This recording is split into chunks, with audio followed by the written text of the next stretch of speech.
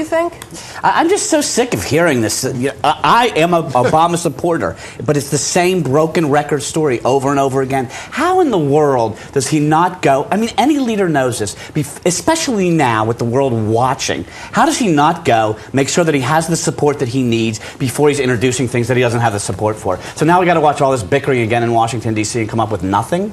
Yeah, I mean, Joe Lieberman actually in Connecticut had said that he would support it. However, the money that he wants to save in taxes is actually going to go into new revenue, not cutbacks. And don't people need to see cutbacks? I mean, they compromised on the taxes being taxed to the $1 million wage earners and up.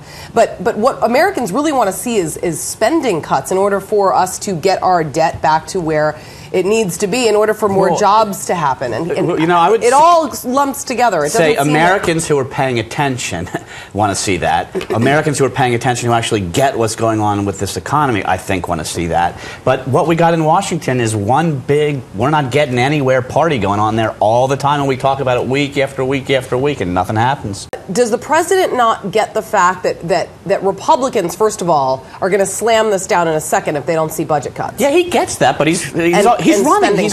Everybody's running for office right now. So sure, he gets that. He already knows that. And when Republicans take that stance, will that help them or hurt them, you know, in the next election? Several of the Democrats that are opposed to this are actually up for re-election as well. Democrats that are running in red states, and they know that if they vote for this, that they're not going to get reelected. So right. So what does that say about our entire political system right now in this year? I think the American public, right or left, anywhere in between, we're all being held hostage to an election year. You think we're being held hostage to an election year, Brad? And are President Obama's decisions solely based on getting himself back in the White House in 2012? Absolutely. But so you're saying that he doesn't have the Americans' best interests at heart, and he's he has his genuinely trying to reduce the unemployment rate. And when he says that the unemployment rate is extremely high, he doesn't intend on That's not what I said, though. No, I'm asking you. I'm not saying that you said that. I'm saying it seems to me that if it's all politics, that he doesn't necessarily mean what he's saying when he says that he wants to do certain things, such as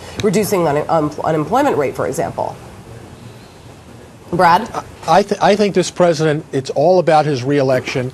And in his reelection, he will tell his base, he will tell his supporters that, look, when I am reelected, I'll be able to do so much more than I was able to do in my first term because I don't have the headache and the worry about being reelected. And that's the most dangerous Obama, as far as I am concerned, as a Republican, because then he'll have a license to do so much damage to this country. We've got to stop him now. We've seen enough damage. And this president is holding the American people hostage to his own reelection efforts. That's clear. But having said that, there's some blame to go around in the House and the Senate because we know the entire House is up for re-election, and about 30 senators are up for re-election. So certainly they're thinking in their own selfish interests as well. Well, yeah, I think, and if we could all agree that there's some blame to go around, maybe we can start to solve the problem. Right, but where is the blame? I mean, do you think that... I think that I don't think you can point your finger at any one place. That said, at the end of the day, you have to hold the leader responsible. The leader's in charge. Exactly. The top guy is where the buck stops, and I don't care what the organization is. So then why are people going to re-elect him if they believe that he's that's the most interesting thing going on right now while we're all trying to figure out what's not going to get passed is the entire Republican Party trying to figure out who their candidate's going to be to beat, Obama. And I don't think that they have one. So meanwhile, you have an entire country filled with uncertainty. Obama himself has said he's the underdog going into the re-election. That's right. You don't have one. I don't think you have one, period. I know, but Obama himself has said that he is the underdog going into the election. And that's smart. That's very smart positioning by him. I'd say I was the underdog, too. That's what I would do. Brad? The process hasn't started yet. My God, we have caucuses and primaries yet to run its course. There isn't going to be a Republican anointed to be nominated by our party. They have to work for it. They have to earn it. And that will come in the spring. And when the caucuses and primaries run its course, could run into the beginning of the summer, could go to the convention. But look, we're going to let this play out. We have great candidates running. And I think the slates now is closed. We have 9 candidates, and one of those candidates is going to beat Obama. There's no doubt about it. This country, if you look at the right track, wrong track poll, 75% of those polled across the board, Republican, Democrat, Independent, whatever, feel the country's going down the wrong path, and they're going to blame the leader, and our leader is our president. If the convention were tomorrow, who do you think would be the strongest candidate? I think Romney at this point would be the strongest candidate. I believe that a Romney-Rubio ticket would be formidable to beat this president.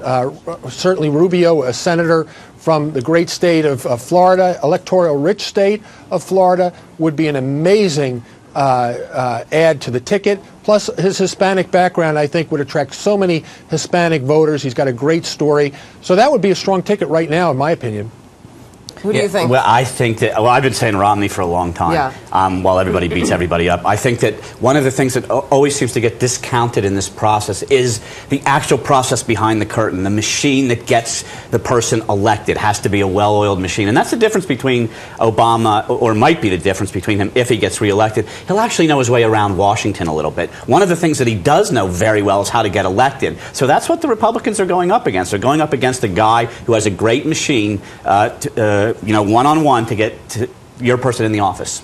The Jobs Act is virtually guaranteed to fail at this point. I mean, it has zero support from Republicans, and there are a few Democrats that don't agree with a lot of it. At this point, if you look at the political groundwork in this past year, I guess if President Obama could have a do-over, what would you say he would have to have done differently in order perhaps for him to be in a different position right now, where this jobs bill wouldn't be as rejected? This whole notion of D.C. and bipartisan and let's all cross everything that he ran on didn't pan out. None of it. So all the yes we can in the world set expectations and really high, and we didn't. We've seen change. The unemployment rate has certainly skyrocketed. Well, when we need to figure out a way to create jobs in this country.